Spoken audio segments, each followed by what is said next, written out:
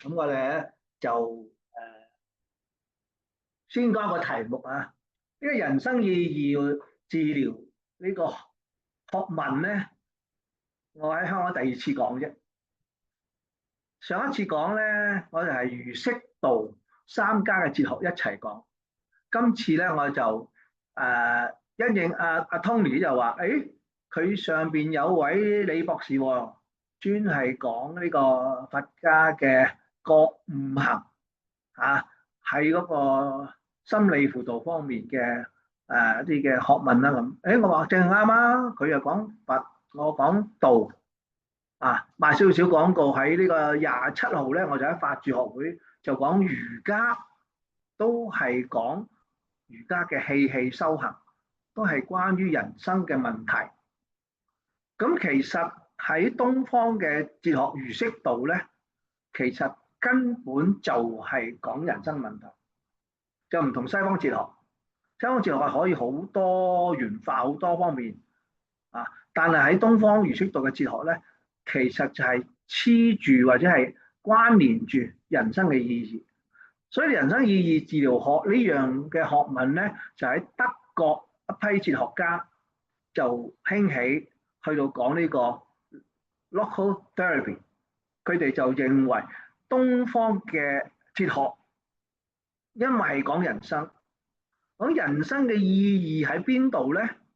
去尋找呢個哲學嘅根本問題，所以就提出嚟呢個。咁跟住咧就係以呢個東方哲學咧嚟做一個研究。咁我哋既然自己係東方人啦，係嘛？咁我哋亦都係可以話喺生活裏邊接觸。咁點樣去實踐咧？呢個先係最重要。東方哲學亦都講到一樣嘢，就係話，你以哲學為一個學問，你唔去實踐咧，係冇意思嘅。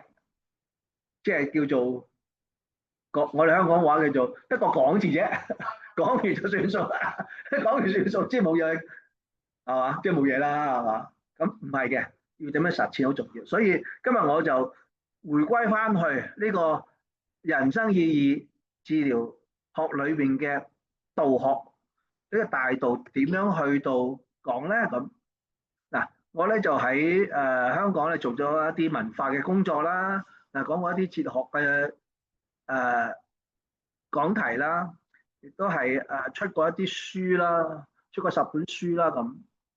咁喺可以話國學方面咧，我係做咗一啲嘅基本嘅學問學識。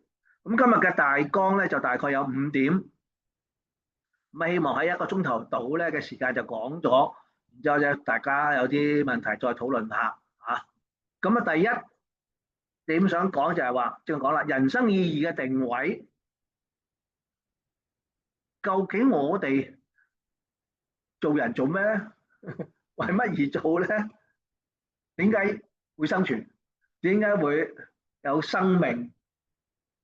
西方咧就好簡單講句就話，人咧就俾宇宙掟落嚟嘅。中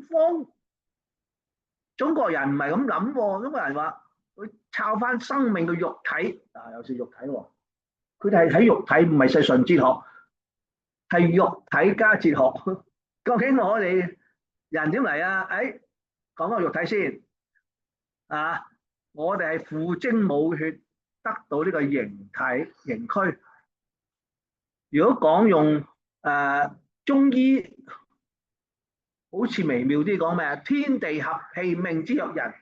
原來關個天事嘅人嘅生命，咦唔係淨係父母咩？唔係，天地有參與我哋嘅生命嘅。天地合氣，命之若人。我哋人嘅肉體咧係地氣人氣啊！原來有天氣裏邊嘅天嘅氣道喺裏邊嘅喎，點解會咁咧？當然下邊我哋會解釋啦。但呢個係開始咗我哋對生命嘅嗰種關懷。我身體點解嚟㗎？咁我點解會諗嘢嘅咧？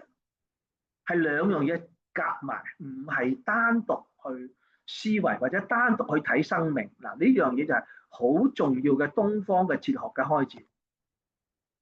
咁咪有生喎，有死咯喎，咁死又點啊？哦，死如果講肉體嚟講就係灰飛煙滅，還於虛空。大家可能都去火葬場拜過一啲親戚啊，或者友人係嘛？咦，得翻啲骨灰嘅啫喎，真係灰飛煙滅嘅喎嚇。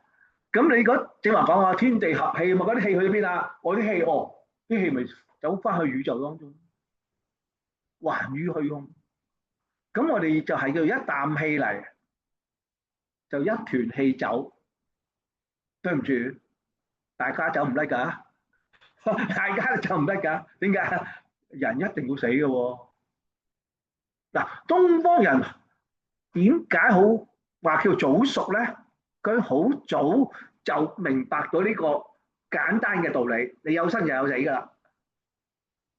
但係死咗去邊啊？如果上天咧，係咪做神仙咧？入咗地係咪做鬼咧？咁其實唔係嘅。最早嘅中國哲學咧，就認為就係話就冇咗就算數啦。就點啊？入翻去大氣算嘛。我哋天地合氣做人啦。好啦，死咗嘅時候，咪啲氣咪翻返去宇宙算咯。咩叫神啊？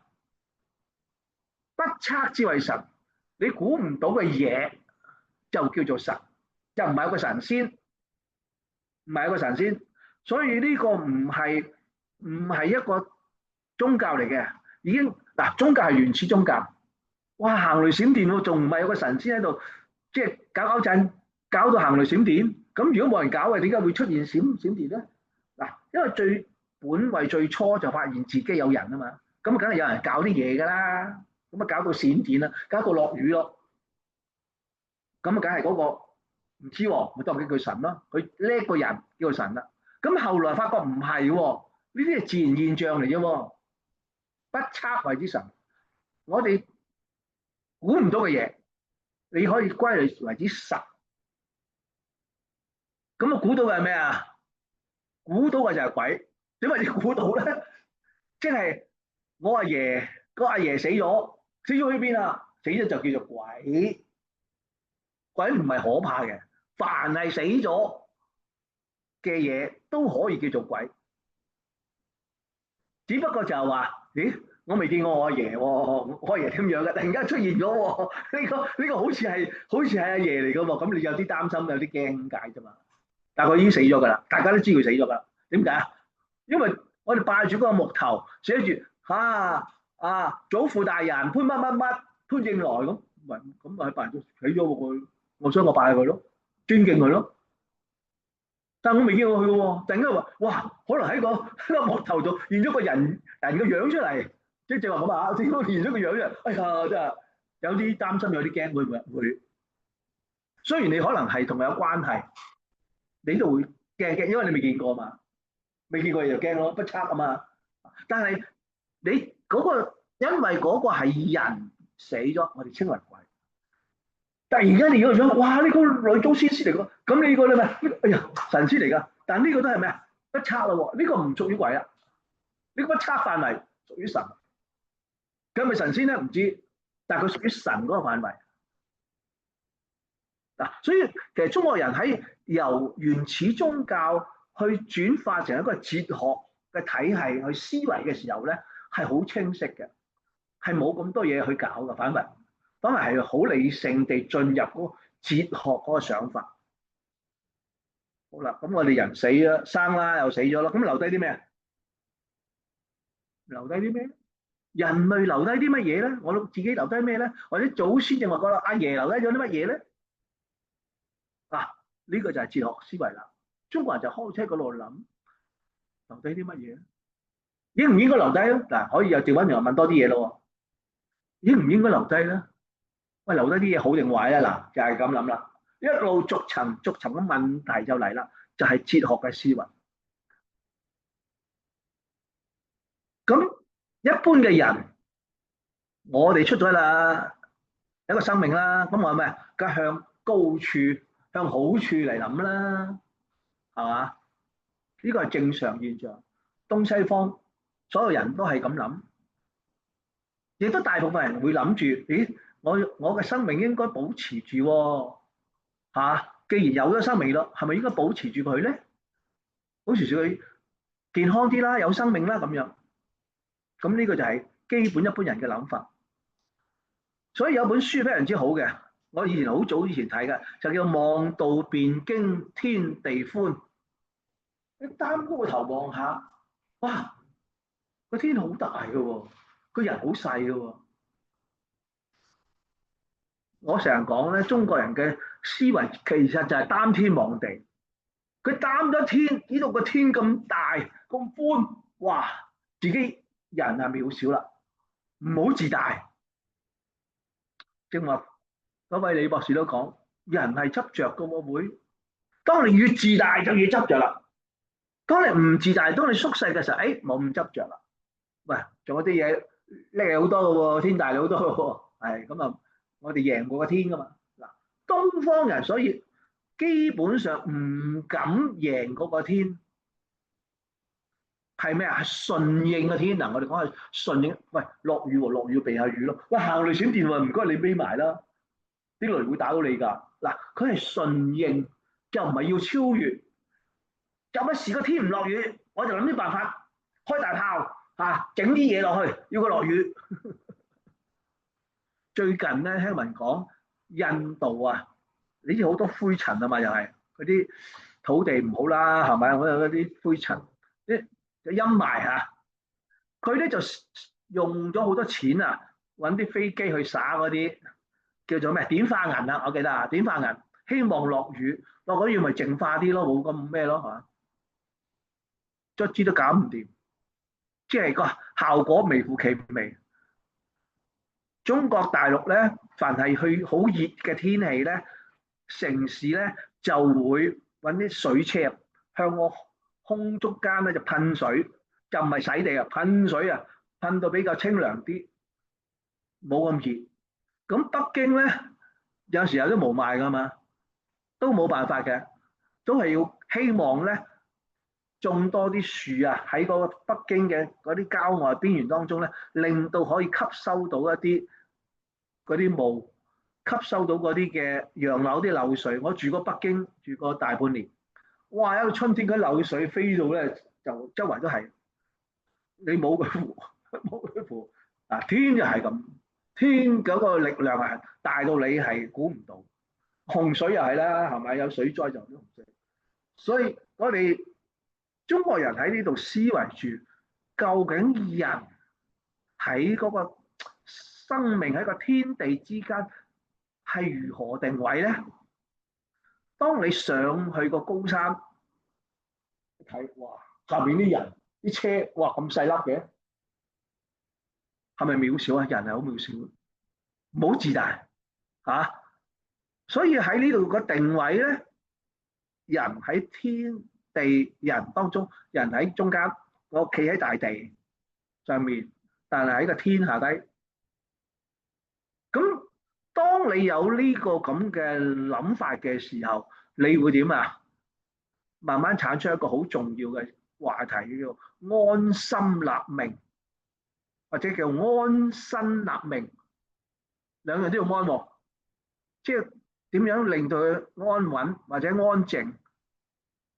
如果身體又唔安靜，即係有病。有好多人一出世有嗰啲遺傳病啦，或者有長期病啦，嗰陣係咪好痛苦啊？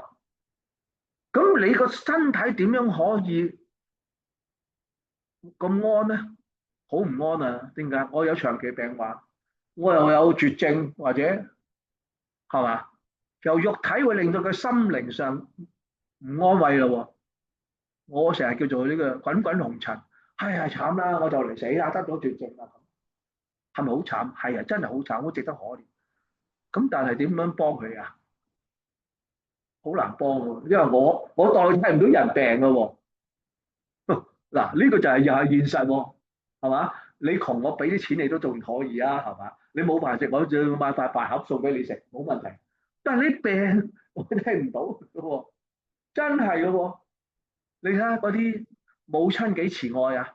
嗰啲仔女有病，哎呀，上天上天，不如我代替個仔病啦。